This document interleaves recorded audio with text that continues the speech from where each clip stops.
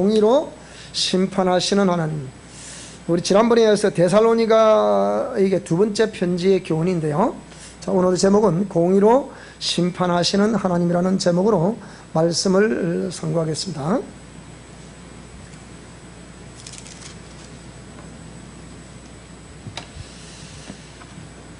하나님은 공의의 하나님이시다, 그렇게 말씀을 드렸는데요. 우리가 성경신학을 공부를 하면서 이 세 가지는 꼭 잊지 말아야 될 하나님의 속성이 있는데요. 그것이 전지전능하심, 하나님의 전지전능하심. 두 번째, 공의로 집행하시는 하나님. 세 번째, 그 공의의 말씀 앞에 비추임받은 우리 자신이 죄인임을 깨닫게 됐을 때 하나님께서 창세전부터 우리에게 주시고자 하시는 그 생명을 주신 하나님이시기 때문에 그 하나님을 사랑의 하나님이라 이렇게 말씀합니다. 따라합시다. 전지전능, 공의, 사랑. 이 하나님은 이 전지전능하시고 공의로우시고 사랑의 하나님이시라는 것을 꼭 기억하셔야 됩니다. 자, 오늘 여기에 우리가 데살로니가 이 교회, 이 데살로니가 교회에 오늘 하나님께서 역사하셨던 그런 내용들을 이제 우리에게 어떤 것을 가르쳐 주시고자 하는가라는 것을 말씀드리고자 하는데요. 첫 번째는 이 바울이라는 사람은, 이 저자가 바울인데요. 바울이라는 사람이 도대체 어떤 사람이냐.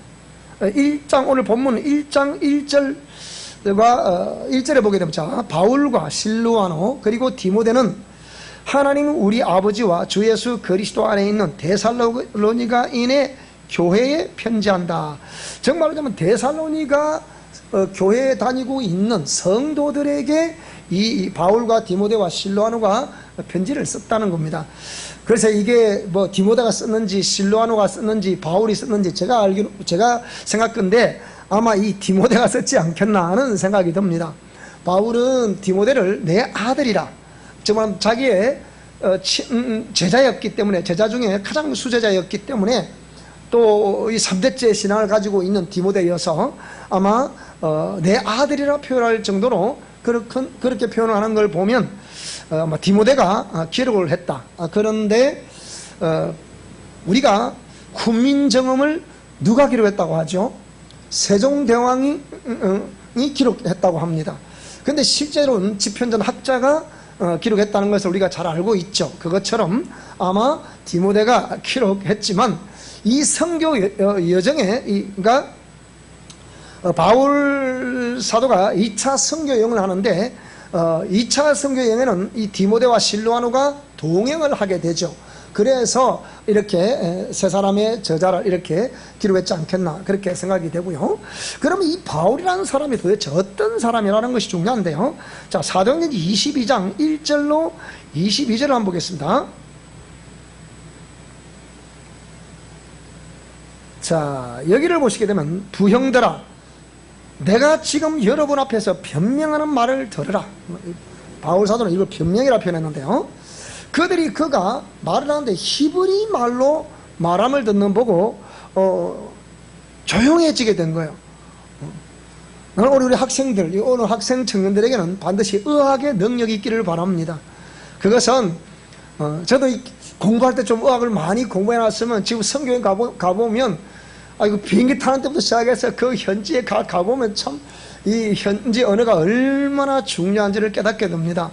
그래서 우리 학생 청년들이 의학에 능통하게 되면 마지막 시대는 아마 이런 능통한 의학을 이렇게 언어를 구사하는 사람들을 통해서 자, 복음이 널리 전파될 수 있을 것이다. 지금 우리 한국에는 수많은 사람들이 들어오게 되죠. 그들에게도 참 이렇게 아름다운 복음을 전할 수 있겠다는 생각이 드는데요. 자, 히브리 말로 말함을 듣고 더욱 조용해지게 됐어요. 자기를 소개를 합니다. 나는 유대인으로 길리기아 다소에서 났다. 예루살렘에서 태어난 것이 아니고 길리기아 다소에서, 조금 이따 지도를 보여드리겠습니다만 길리기아 다소에서 났고 이 성에서 자라서 가말리엘의 문화에서 우리 조상들의 율법의 엄한 교훈을 받았다. 그러니까 율법의 엄한 교훈, 당시에 이스라엘 사회에서는 양대 학파가 있었는데 그 중에 한 학파가 이 가말리엘 학파입니다. 이 가말리엘 학파의 그 문화생 중에 이 역사가들에 의하면 매일 가르치거나 율법을 가르쳐놓으면 꼭 선생님하고 질문하는 사람이 있었다고 그래요. 그래서 이 질문하는 사람이 아마 사울이란 청년이 아니었나 그렇게 생각하는데요. 이 사울이란 청년이 다메섹 도상에서 예수 믿는 사람들을 체포하고 핍박하러 이렇게 옥에 넘겨주고 죽이는데 넘겨주는 그 역할을 하러 가다가 노상에서 예수님을 만나게 되는 일이 있게 되죠. 자, 그래서 가말리엘의 문화에서 우리 조상들의 율법에 엄한 교훈을 받았다. 여러분, 오늘 이 말씀 듣는 우리 모든 성도들과 우리 미션 코람교들은 잘 들으시기 바랍니다. 우리가 율법의 엄한 교훈, 지금 우리 한국 교회는 예의를 잃어버린, 상실해버린 지금 시대에 놓여 있습니다. 아무리 우리 학생들을 가르쳐도 우리 학생들은 부모님의 말씀을 잘 듣지 않습니다.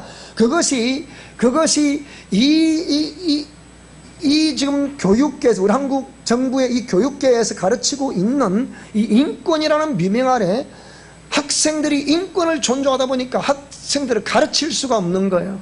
그리고 예의를 가르칠 수가 없는 거예요. 도덕이, 윤리가 상실된 시대에 지금 살고 있기 때문에 제가 지금까지 우리 많은 제자들에게 복음을, 그러니까 말씀을 가르치고 또 치유를 하며 영성 실천 원리를 가르치는데 그 중에서 정말 어떤 사람이 하나님께로부터 귀하게 쓰임받을 수 있나라고 했을 때 율법의 엄한 교훈을 받은 사람이더라, 그 얘기입니다. 그러니까 철저한 하나님의 말씀에 의해서 그러니까 하나님을 섬기는 예의를 가진 사람들. 제가 이 말씀을 전하니까 생각이 나는데요, 대구에서 말씀을 전하는데 합동측에 대구에 가면 남교라고, 대구 가면 그 주암산 기도원이라는 기도원이 유명한데요, 거기 가는 입구에 파동이라는 동네가 있어요. 그 동네에 남교회, 우리 진주도 남교가 있죠. 그런 남교회를 이렇게 심호하셨던 원로 목사님이 계셨는데, 서동걸 목사님이라고, 이분이 제가 사는 죽전동 그 동네에 계셨어요. 이제 은퇴하시고 계셨는데, 이 동네에 개척하러 오는 수많은 목회자들이 그 동네에서 개척을 못하는 거예요. 왜 그런가 하니, 개척하러 오기만 하면 이분이 그 교회 가가지고 자기 신분을 밝히지 않고 흐름한 자세로 오셔가지고 예배를 드리시는 거예요. 제가 우리 교회도 그분이 1년을 신분을 밝히지 않고 주일 예배, 뭐 수요 예배, 뭐 이렇게 또 그 외에 뭐 새벽 기도에, 하여튼 이분 때문에 목사님들이 이 예배를 제대로 못 인도하는 거예요. 왜 그런가 하니, 이분이 딱 오면 딱 들어요. 주일 대예배 때 이분이 맨발로 오셨더라고요. 그래서 제가 근데 쳐다보면 범상치 않은 분인데, 저는 처음에는 교장 선생님 출신인 줄 알았어요. 날 알고 보니까 이분이 원로 목사님이라. 그리고 집회를 700회를 인도하셨다는 분이에요. 일평생 집회를 700회 인도하셨어요. 그러니까 대구에서는 유명한 분이죠. 그러니까 어설픈 목사님이 와서 개척했다가 말씀 잘못 전하다가 뭐 성령 어떻게 하다가는 이분에게 혼이 나는 거예요. 그러면 이분 때문에, 이분이 그 주위에 많은 사람들이 뭐라고 얘기하느냐, 그 교회는 이단이다, 가지 마세요, 이러는 거예요. 그러니까 이분 때문에 그냥 예배를 제대로 못 드리는 거예요. 예배를 제대로 인도를 못 하는 거예요. 근데 이분이 오셔서 제보하는 그 얘기예요. 그때 하신 말씀이 뭐냐, 내가 우리 정무사님 설교를 1년 이후에 하는 소리예요. 지금 인사를 드릴 때, 목사님 제게 말씀하시죠. 그러니까 1년 동안 저를 지켜본 거예요, 이분이. 그리고 우리 주일학교 학생들과 이분의 소녀딸이 한 반에 있었던 거예요. 그 목사님 그 누구 할아버지가 우리 교회 나오신다고 그러던데, 그런 거예요. 누구? 그런 분 없는데. 그러니까 없는데 하는데 혹시나 그분? 그런 생각이 드는 거예요. 그렇다는 알고 보니까. 그게 보니까 원로 목사님이라. 그래서 이분이 주일날 예배 오셨길래 인사를 드렸더니, 목사님 제게 말씀하셨으면 제가 더 잘 모셨을 텐데 죄송합니다 그랬더니, 아이고 이제 아셨어요, 그러는 거예요. 그러면서 하시는 말씀이, 내가 정무사님 설교를 내가 주일 낮 예배, 수요 예배, 새벽 기도 내가 계속 들어봤는데 진리가 정통하더라, 그러는 거예요. 그러면서 언젠가는 정목사님 심호하는 교회가 한 번은 부흥이 되겠습니다. 그때가 이때라. 우리 여기 와서 제가 진주에 다시 와가지고 이제 8년 지금 진행되고 있는데요. 그러는 동안에 내년 3월 달이 되면 8년이 되는 거예요. 8년이 되는데 이제 진행되고 있죠. 지금 7년이 좀 지났는데요. 제가 그러니까 아마 이제는 우리 교회도 이제 그런 말들로 인해서 그냥 많은 것들이 다 사라지고 이제 안정된 상황에서 다시 이제 일어서는 걸 보면 하나님은 이때가 아닌가 생각이 드는 거예요. 제 생각이 그렇습니다. 자, 그런데 그때 이 말을 꼭 기억해 주세요. 목사님 갑자기 왜 그러십니까? 그러니까 절대로 앞으로 중직자를 세울 때 양반 가문 출신들을 세우라는 거예요. 이분이 하신 말씀이에요. 저때 왜 그 얘기를 하는지를 저는 몰랐어요. 근데 저도 이제 시간이 지나고 그건 대구에서 내려온 지가 벌써 몇 년 됐습니까? 그건 20년 이상 지났지 않습니까? 그래서 생각을 해보니까 거기서 10년 제가 목회를 했으니까요. 생각을 해보니까 그렇구나.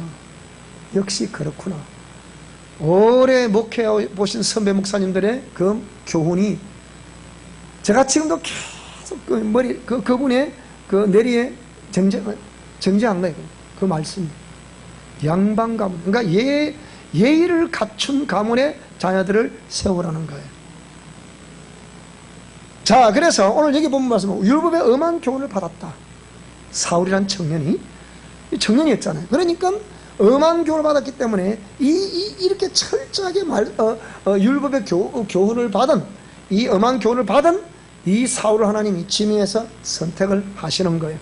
그래서 오늘 저와 여러분이 지금부터라도 우리 자녀들과 손녀들에게 이 말씀을 잘 가르칠 수 있기 바랍니다. 특히 예절 교육을 잘 가르칠 수 있기 바랍니다.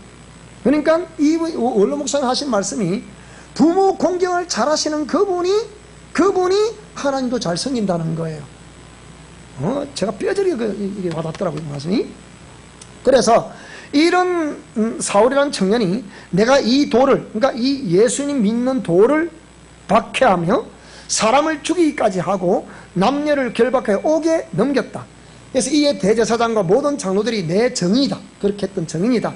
또 내가 그들에게 다메섹 형제들에게 가는 공문을 받아가지고 거기 있는 자들도 결박하여 예루살렘으로 끌어다가 형벌 받게 하려고 가더니 가는 중 오정쯤 되어 호련히 하늘로부터 큰 빛이 나를 둘러 비치더라. 내가 땅에 엎드러져 들으니 소리 있어 이르되 사울아 사울아 네가 왜 나를 박해하느냐 하시거늘 내가 대답하되 주님 누구시니까 하니 이러시되 나는 네가 박해하는 나사렛 예수라 하시더라. 나와 함께 있는 사람들이 빛은 보면서도 나에게 말씀하시는 이의 소리는 듣지 못하더라. 이 사울은 그걸 들었죠. 빛은 봤는데 못 들었다. 지금 우리 교회에서 이런 많은 여러분 제가 이렇게 주님 주시는 은사를 이렇게 나타내게 될 때에 쟤만 이렇게 듣는 경우, 또 쟤만 냄새를 맡는 경우, 또 이런 많은 엊그저께도 축사를 하는데 아마 이분의 그 가정에서 아마 이 향불을 많이 피운 것 같아요. 향을 많이 피웠어요. 근데 축사를 하는데 향 냄새가 갑자기 확 나는 거예요. 다른 사람들은 그 냄새가 안 나요. 근데 제게는 나는 거예요. 그러니까 제가 이분의 가문에 어떤 종교를 가졌다 제가 알게 되죠. 자, 내가 이르되 주님 무엇을 하리까? 주께서 이르시되 일어나 다메섹으로 들어가라. 네가 해야 할 모든 것을 이 다마스커스라고 부르는 다메섹으로 들어가라. 네가 해야 할 모든 것을 이제 알게 할 것이다 라고 해서 이제 지금 거기에 아나니아라는 랍비가 있었는데 아나니아로부터 기도를 받고 난 이후에 눈의 거풀이 벗겨지면서 그때부터 이렇게 학설에 의하면 사울이라는 청년은 안질이 그때부터 안 좋았다라는 학설도 있는데요. 자, 어쨌든 이렇게 해서 사울이 하나님께로부터 예수님께로부터 부르심을 받게 됐습니다. 이렇게 해서 이 바울이 이제 전도를 하기 시작하는 거예요. 성령이 임하시면 권능을 받고 예루살렘과 온 유대와 사마리아와 땅끝까지 이르러 내 복음의 정인이 됐는가 같이 바울은 그때부터 막 1차, 2차, 3차 막 전도를 하는 거예요. 그냥 이렇게 우리가 진주 사는 도성에 뭐 상평동, 무슨 상대동, 뭐 호탕동, 뭐 가자동, 뭐 평거동, 뭐 칠암동, 뭐 이렇게 전하는 것이 아니고, 그거는 물론이거니와 이 바울 사도는 똑똑한 사람이잖아요. 우리랑 같으면 서울대를 수석 졸업한 사람이잖아요. 전 세계로 말 같으면 하버드대가 있는데 수석 졸업한 사람이잖아요. 그러니까 대단한 사람이라는 거예요. 그러니까 나가는데 이렇게 전화가지고 이 나라 저 나라에 가 복음을 전하기 시작하는 거예요. 그래서 이 말씀을 기록한 상황을 보면 주후 약 51년에서 22년 사이에 이 말씀을 기록했을 것이다. 자, 그럼 당시 이 데살로니가는 어떤 동네냐면 당시 그리스의 제2의 도시였다고 합니다. 현재 지명은 데살로니키라고 그러는데요. 이 알렉산더 대왕이 막 전 세계 정복을 하면서 가는 곳마다 이 헬라 문화를 막 심어주게 되죠. 그래서 그 알렉산더 대왕을 이어서 카센더라는 장군이 이제 선교를 하게 되는데요. 알렉산더 왕의 이복 누이인 데살로니가와 결혼을 하게 됩니다. 그래서 그녀의 이름을 따서 만든 도시가 데살로니가. 저도 그냥 북천으로 바꿀까요? 뭐 북천해가 이쪽으로 바꿀까요? 하여튼 그래서 로마 제국 당시에는 마게도냐의 정치적 중심지였습니다. 그래서 바울 사도는 제2차 선교 여행, 즉 50년에서 52년 사이, 주 50년에서 52년 사이에 제2차 세계 선교 여행을 떠나게 되는데요. 자, 디모데 실라와 함께 빌립보, 암비볼리, 아볼로니아, 그리고 데살로니가에 이르러 복음을 전하기 시작합니다. 그래서 복음에 큰 영향을 받은 사람들이 회심하고, 즉 회개하고 마음을 돌이켜 이제 데살로니가 교회를 창립을 하게 되죠. 이것이 사도행전 17장 1절에 보면 기록이 되어 있는데요. 그래서 여기 저희가 암비볼리와 아볼로니아로 다녀가 데살로니가 이르러 거기 유대인의 회당이 있다. 그 회당에서 지금 복음을 전하게 되는 거죠.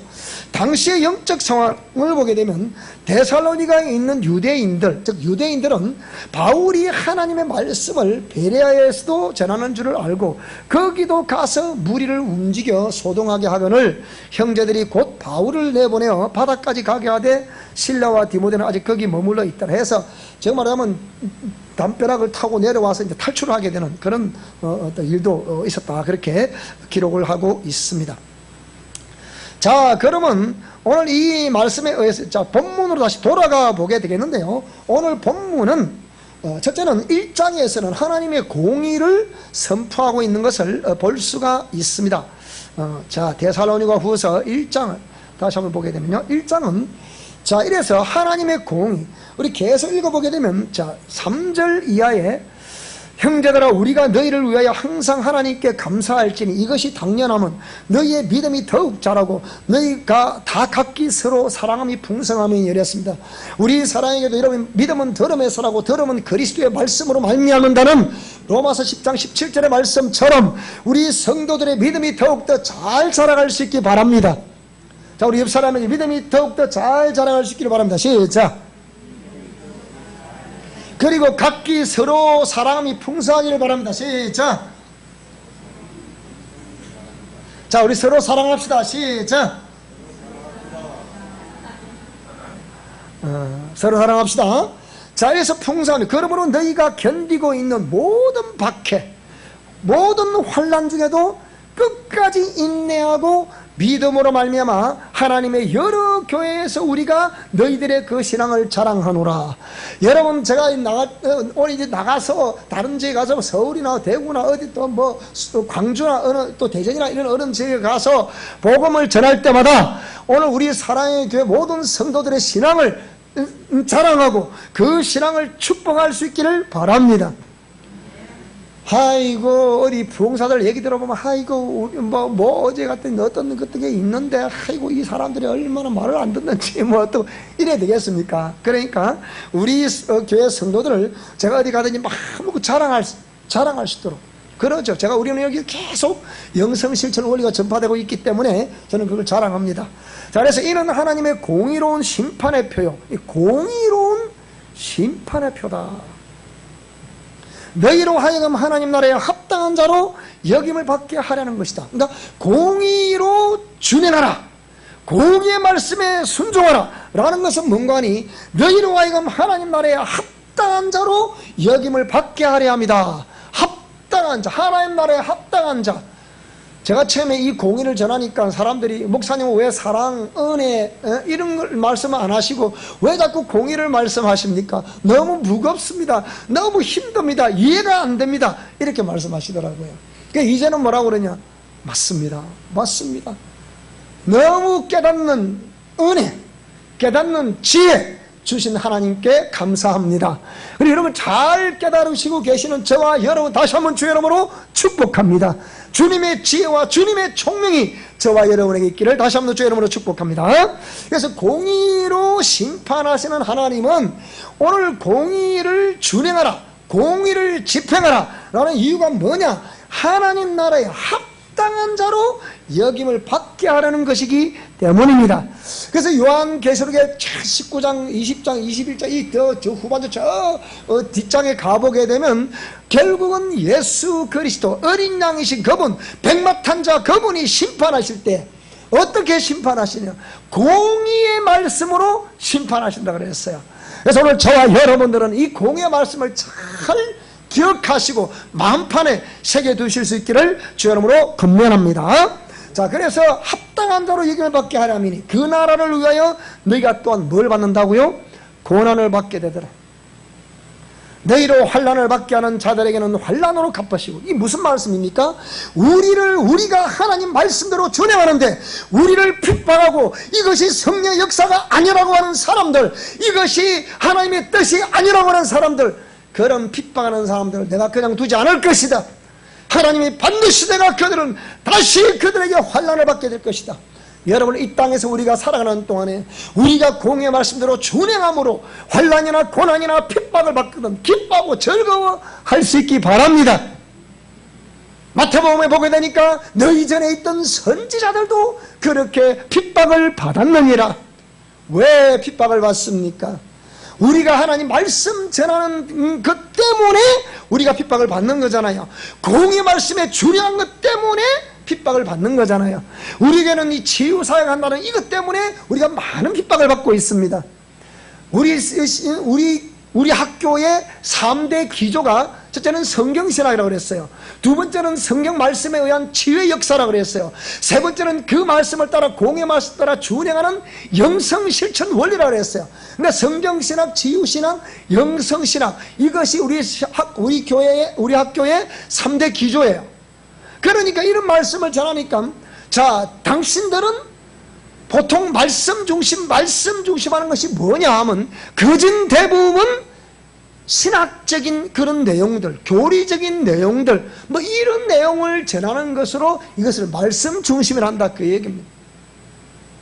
근데 제가 예수님의 3대 사역을 분석을 해보니까 사복음서를 중심으로 해서 예수님의 3대 사역, 첫째는 프리칭, 두 번째 티칭, 세 번째 힐링, 정말 말하자면 복음을 전파하고 가르치고 이렇게 또 치유하는 데 있어서 예수님이 구사하셨던 용어를 제가 분석을 해보니까 박사 논문을 쓰면서 이걸 분석을 해봤어요. 미국의 하버드 대학에서는 약 72% 된다고 합니다. 하버드 연구진들은. 근데 제가 다시 한번 이렇게 우리말로 된 우리 개혁 한글판을 가지고 쭉 조사를 해보니까 약 73.85%가 되는 거예요. 그러면 치유가 하는 것이 정상입니까? 안 하는 것이 정상입니까? 하나님 히브리서 13장 8절을 보니까 하나님은 어제나 오늘이나 영원토록 동일하시다. 그때 역사하시던 그분은 지금도 역사하실 수 있고 미래적으로도 얼마든지 역사하실 수 있는 살아 역사하시는 하나님이심을 믿습니다. 자, 옆 사람이가 하나님은 살아계신다. 시작. 다시 시작. 하나님은 살아계신다. 하나님은 살아계신다. 누가 말해도 하나님은 살아계신다 그 얘기예요.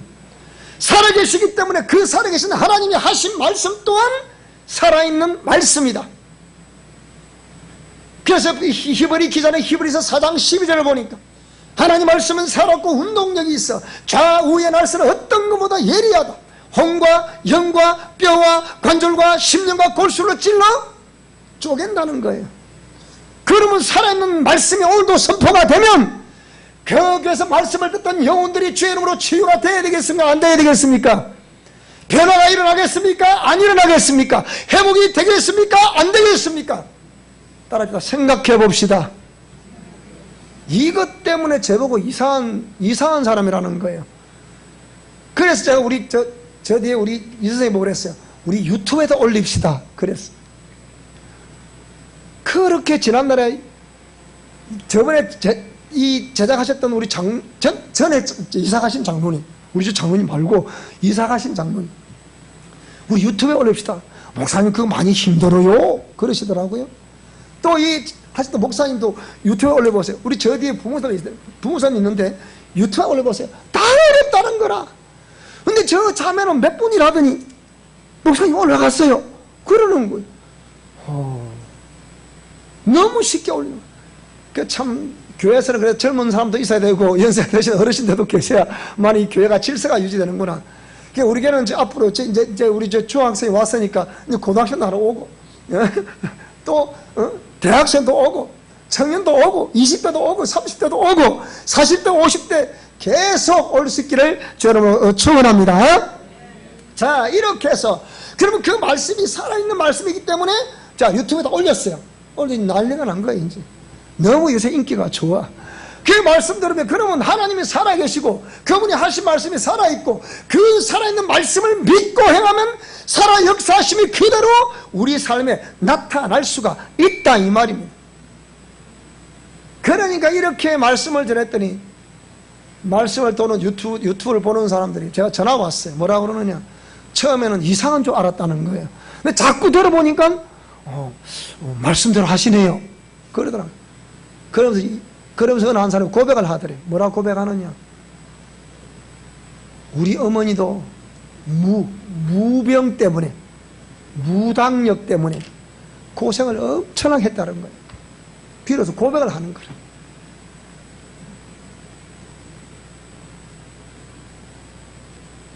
그런 것 때문에 가정이 어려워지고 힘들어지고 그렇다는 거예요. 뿐만 아니고 가정이 막 이혼하는 경우가 생겨 막 그렇더라는 거예요. 그 전화 왔어. 자, 그러니까 오늘 우리가 하나님의 공의의 말씀대로 준행한다는 것이 얼마나 중요한 것인가를 알게 되는 거죠. 그래서 우리에게 환난, 이런 말씀을 전하고 치유를 하고 영성실천 원리를 전함에 있어서 이것을 핍박하고 이것이 이상하다고 말하거나 이런 사람들은 뭡니까? 너희로 환난을 받게 하는 자들에게는 내가 반드시 환난으로 갚아줄 것이다. 그러나 환난을 받는 너에게는 우리와 함께 안식으로 갚으시는 것이 하나님의 공이다. 그러나 오늘 저와 여러분들이 이 말씀 듣고 준행하는 가운데 우리는 반드시 이 말씀대로 준행하기만 하면 하나님의 안식으로 영생의 나라로 들어가게 될 것을 믿습니다. 할렐루야.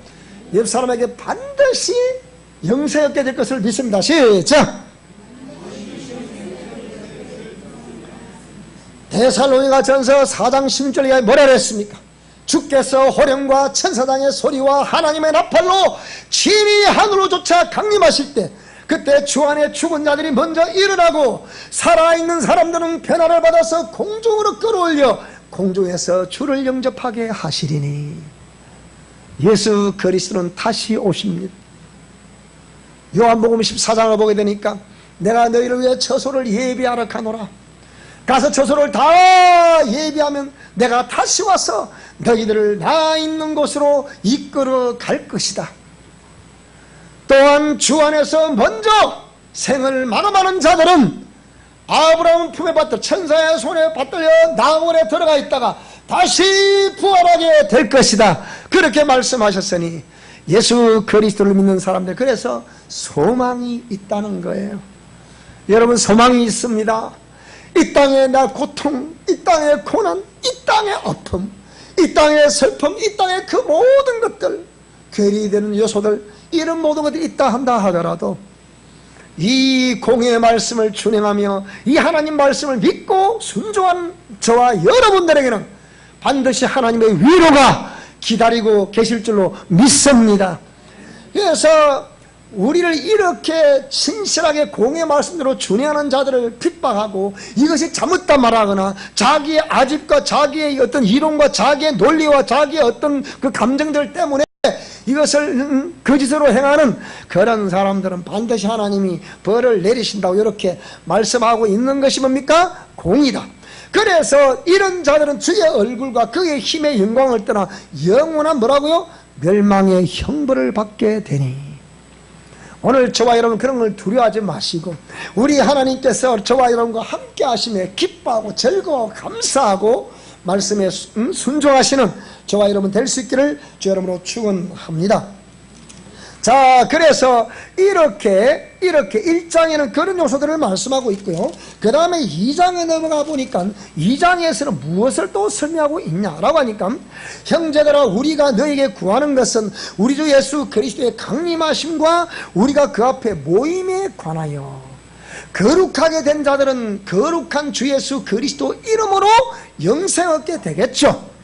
근데 영어로나 또는 말로나 또는 우리에게 받았다는 편지로나 주의 날이 이르렀다고 해서 쉽게 마음이 흔들리거나 두려워하거나 하지 말라. 요즘은 신천지나 이런 또 안식교나 이런 데서 종말론을 굉장히 전합니다. 또 우리 기독교 안에서도 종말론자들이 있어가지고 종말론을 굉장히 전하죠. 유튜브나 이런 데 보면 막 종말론 난립니다. 난리 지금. 그러나 여러분 요동할 거 없습니다. 따라서 걱정할 거 없습니다. 자, 우리 옆 사람이 걱정하지 마십시오. 여러분 주님 다시 오신다는 그 종말, 주님 다시 오십니다. 다시 오십니다. 어찌 보면 성도들, 연약한 성도들의 마음을 혼란스럽게 만들어서 마치 금방 뭐 오실 것처럼 이렇게 생각하시는데, 금방 오신다 하더라도 금방 오신다는 그 말씀을 전하는 것이 중요한 겁니까? 아니면 금방 오신다 하더라도 그 오시는 예수님을 맞을 준비를 이렇게 해야만이 그 예수님을 맞을 수 있다. 정말 내가 들림받을 수 있다. 휴거할 수 있다. 영생 얻을 수 있다. 어떻게 해야만이 구원 얻을 수 있다. 가르치는 그게 중요한 것이겠습니까? 주님 다시 오십니다. 다시 오십니다. 다시 오십니다. 전하는 이게 더 중요하겠습니까? 뭐가 더 중요할까요? 여러분 판단해 보시기 바랍니다. 아무리 다시 오십니다. 다시 오십니다. 그 소리 들어 그래서 막 불안하게 이렇게 살다가 그렇게 그 메시지 들었다 하더라도, 그렇게 살았다 하더라도 그 사람 영생 없겠어요? 제가 볼 때 탈락할 확률이 많습니다. 이 유튜브를 보시는 모든 종말론을 전하는 사람 잘 들으시기 바랍니다. 그러면 이 종말론을 전하는 것도 중요하지만 그보다 더 중요한 것이 뭐냐? 내가 오늘 이 순간에 내 삶을 마감한다 하더라도 내 영혼이 주님 보시기에 합당한 영혼으로 빚어져 있는 이것이 아니겠습니까? 그렇지 않습니까? 그렇잖아요. 그러니까 내 영혼이 아름답게 빚어지는 것이 중요하지, 정말 주님이 오신다는 걸 전하는 그 자체가 중요한 것은 아니라는 거예요. 그런데 그 자체, 그 때와 시기를 자꾸 전하는 그것을, 그러니까 거기에 막 사람들이 휙 몰려드는 거예요. 그러나 그렇게 한다는데 언제 우리는 안 해봤습니까? 뭐 몇 년도에 뭐 10월 28일 날 24시에 예수님 오시다 난리 법석을 떨었잖아. 근데 오시던가요? 안 오셨잖아 봐요. 그리 된다니까요. 그러니까 여러분 그 날이 중요한 것이 아니고 그 날을 위해서 예비되는 우리의 심령, 아름다운 심령, 깨끗게 된 심령, 정결케 된 심령, 갖추어진 심령, 이것이 중요한 것인 것을 믿습니다. 자, 그래서 쉽게 흔들리지 마라. 그런데 보세요. 누가 어떻게 해도 너희가 미혹되지 마라. 먼저 뭐가 있을 것이다? 배교. 정말 하자면 예수 그리스도를, 교회를 와서 하나님 믿는다고 하는 사람들이, 이 믿었던 사람들이요, 믿었던 사람들인데 뭐라고요? 배교. 거부한다는 거예요. 기독교 신앙을 거부한다는 거예요. 우리 이 집 주인 되신 이분도 아가씨 때는 교회 성가대를 했대요. 교사를 했대요. 근데 지금 뭐하고 있냐? 안 믿는 집에 시집을 오고 보니까 시어머니가 절에 너무 열심히 하는 사람이라. 그래서 불교로 바꿨대. 그런 사람이 있다니까요. 지금 이단에 가 있는 사람 특징이 뭐냐? 이단에 가 있는 사람들의 특징은 전부 기존 우리 기독교 안에서 다 주의 종들로부터 직접적인 상처를 받은 사람들이에요. 그 사람들이 이단에 다 가 있어. 구원파에 다 가 있고, 이 신천지 다 가 있고, 막, 하나님의 교회, 거기 다 가 있어요. 전부 다 그런 사람들이에요. 그러니까 오늘 저와 여러분들 행여나 그런 아픔과 그런 상처와 그런 상한 감정이 있으면 치유를 받으시면 됩니다. 이거 딱 깨끗한 심령이 될 수 있기를 주의 이름으로 축복합니다. 그래서 미혹되지 마라. 배교하는 일이 있고 저 불법의 사람 곧 멸망의 아들이 나타나기 전에는 그날이 이르지 아니할 것이다. 정 말하자면 멸망의 아들, 불법의 사람, 여기 잘 보면 피조물이에요. 피조물이 자기가 나타나서 내가 바로 내가 그리스도다, 내가 재림 예수다 하는 사람들, 지금 우리 한국도 그렇잖아요. 우리 한국에는 자칭 재림 내가 예수다 하는 사람이 30명이 넘어요. 참 웃을 일이죠, 그죠? 그래서 그는 대적하는 자라 그랬죠. 신이라고 불리는 모든 것과 숭배함을 받는 것에 대항하여 그 위에 자기를 높이고 하나님의 성전한 자, 자기를 하나님이라 내세우는다 그랬거든요. 그러니까 배교를 하는 거예요, 사람들이. 근데 이걸 알면서도 가는 거예요. 난 참 그 사람들 이해가 안 되는데요. 그래도 가니까요. 내가 너희와 함께 있을 때 이 일을 너희에게 말한 것을 기억하지 못하느냐?